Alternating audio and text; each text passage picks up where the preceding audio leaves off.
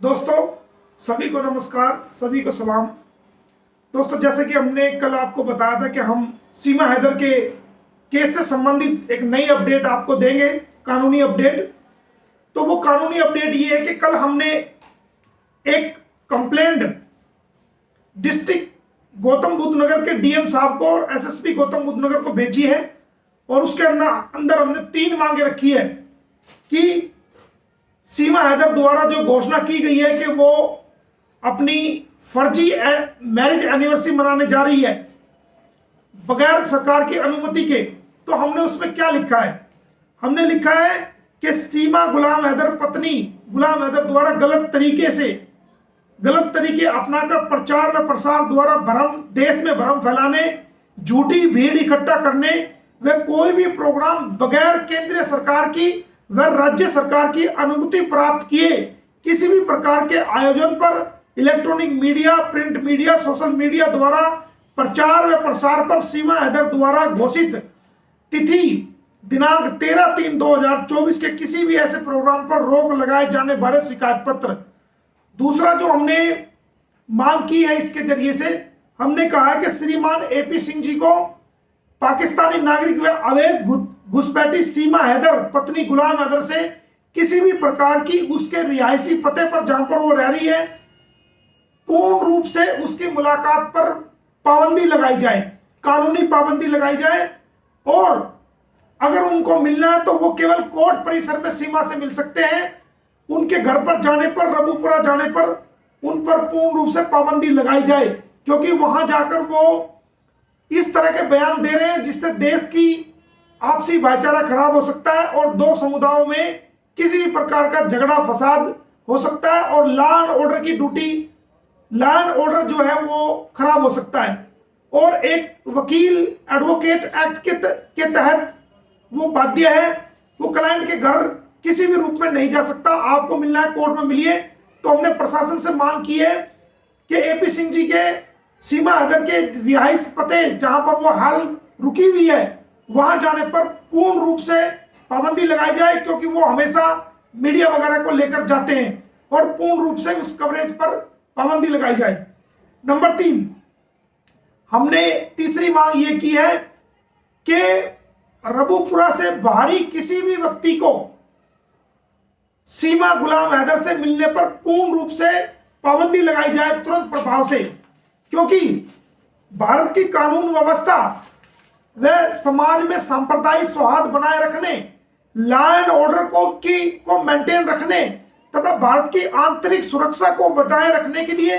किसी भी प्रकार की अप्रिय घटनाओं को रोकने के लिए इन तीनों मांगों को प्रशासन द्वारा विचार विमर्श में अमल करने की अति आवश्यकता है। और यह मामला भारत की आंतरिक सुरक्षा से भी जुड़ा हुआ है, क्योंकि जांच अभी तक पूरी नहीं हुई है। इसके अलावा कुछ जो लीगल पॉइंट्स हैं उनको भी उठाया गया है। यह कि 13/3/2024 को पाकिस्तानी नागरिक सीमा गुलाम हैदर द्वारा एक भीड़ इकट्ठी करने की पूरी योजना की गई है, जिसे घोषित किया गया है कि वह फर्जी मैरिज एनिवर्सरी के रूप में मनाने की तैयारी कर रही है, जबकि यह पाकिस्तानी महिला तलाकशुदा नहीं है और किसी प्रकार का तलाक ना भारत में हुआ है ना पाकिस्तान में गुलाम हैदर से हुआ है। तो भारत के किसी भी कोर्ट में भी इसका तलाक नहीं हुआ है। गिरफ्तारी के समय सीमा के कब्जे से 2 जो पासपोर्ट बरामद हुए हैं उन पर भी उसके पति गुलाम हैदर का नाम लिखा हुआ है। जो वीजा नेपाल का बरामद हुआ है उसके अंदर भी उसके पति का नाम लिखा हुआ है। और जो उसके 4 बच्चे रघुपुरा पुलिस द्वारा उससे गिरफ्तारी के वक्त रिकवरी किए गए हैं, उनके 4 पासपोर्ट में गुलाम हैदर का फादर के रूप में और सीमा के पति के रूप में और सीमा का माता के रूप में उनके अंदर नाम लिखा हुआ है। इसके अलावा एक मैरिज सर्टिफिकेट जो कि गुलाम हैदर और सीमा हैदर के बीच शादी हुई थी, वो पाकिस्तान सरकार द्वारा जारी किया गया है। वो प्रमाण पत्र भी सीमा के पोजेशन से रिकवरी हुआ है, जिसके अंदर साफ तौर पर उसके पति का नाम लिखा हुआ है। जो जमानत सीमा ने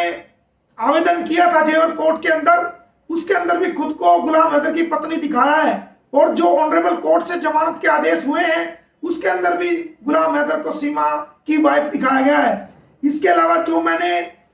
एक कोर्ट में याचिका लगाई थी, उसके अंदर भी जो है वो ऑनरेबल कोर्ट ने उसको गुलाम हैदर की वाइफ माना है। अब कुछ सवाल हमने उठाए हैं कि जब सभी दस्तावेजों व कानूनी आदेशों व कानूनी दस्तावेजों से व खुद के कबूलनामे से, जो कि पुलिस द्वारा जिसको अरेस्ट किया गया था, इसने खुद कबूलनामा किया था कि मैं सीमा हैदर वाइफ ऑफ गुलाम हैदर, तो उस कबूलनामे में भी खुद को ये अपनी गुलाम हैदर की पत्नी दिखा रही है और अभी तक कोई तलाक नहीं हुआ है। तो किस हैसियत से वो फर्जी एनिवर्सरी देश के लोगों को गुमराह करने के लिए सोशल मीडिया के माध्यम से वो घोषणा करी है, किस आधार पर ये मैरिज एनिवर्सरी वो मनाने की बात करी है, जबकि वो अभी तक तलाकशुदा नहीं है। तो जो कानूनी रूप से अभी तक सचिन के साथ किसी प्रकार की शादी को या तलाक को प्रूव नहीं कर पाई है, तो ऐसा वो किस आधार पर कर रही है और भारत सरकार की या उत्तर प्रदेश सरकार की कोई मंजूरी सीमा हैदर ने इस प्रोग्राम को करने के लिए नहीं ली गई है और ना ही उसने कहीं पर अपना मैरिज पंजीकृत कराया, रजिस्ट्रेशन कराया है, जिससे वो ये शो कर सके कि वो सचिन की वाइफ है। ना कोई डिवोर्स का पेपर आज तक सामने आया है। अतः देश की कानून व्यवस्था को बनाए रखने के लिए व देश को झूठी बातें फैलाकर गुमराह करने से रोकने के लिए तुरंत प्रभाव से ऐसे प्रोग्राम पर जिसमें भीड़ इकट्ठी हो, मीडिया या सोशल मीडिया के माध्यम से झूठा भ्रम देश के अंदर फैलाया जाए या पब्लिसिटी की जाए या कानूनी रूप से प्रशासनिक कानूनी पाबंदी तुरंत प्रभाव से लगाई जाए,